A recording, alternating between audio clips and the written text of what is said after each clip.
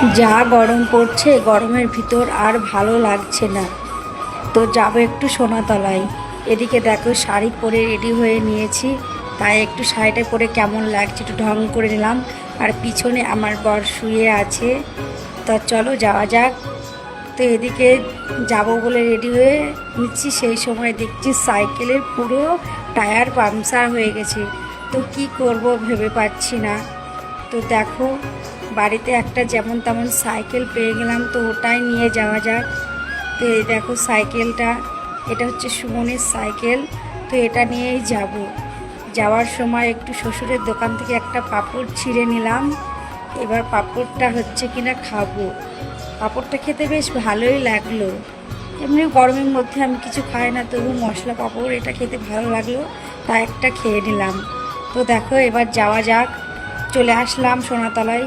এটা হচ্ছে কিনা আল পাবলিক বাজার, সমস্ত রকম জিনিস পাওয়া যায়। তো বেশি কিছু নেব না, খুব গরম পড়েছে তো, তাই ছেলের জন্য দুটো সেন্টু গেঞ্জি নেব। ছেলে আমার বায়না ধরেছে, মা দুটো সেন্টু গেঞ্জি কিনে দাও আমাকে। তো এই দেখো চলে এসেছি, এসে একটু ছবি তুলে দিচ্ছি। তো দেখো নেওয়া যাক। এই দেখো অবশেষে নিয়ে নিলাম দুটো সেন্টু গেঞ্জি। দেখো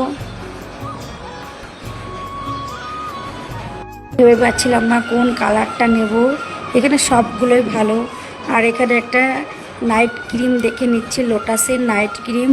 তো তোমরা যদি কেউ মেখে থাকো একটু আমায় কমেন্ট বক্সে জানিও, যদি ভালো হয় আমিও মাখবো। আর এদিকে চলে এসেছি বাড়িতে, কিনে নিয়ে বাড়ি চলে আসলাম। নিয়ে গরমের মধ্যে আর পাচ্ছি না, তো এখন রাখছি।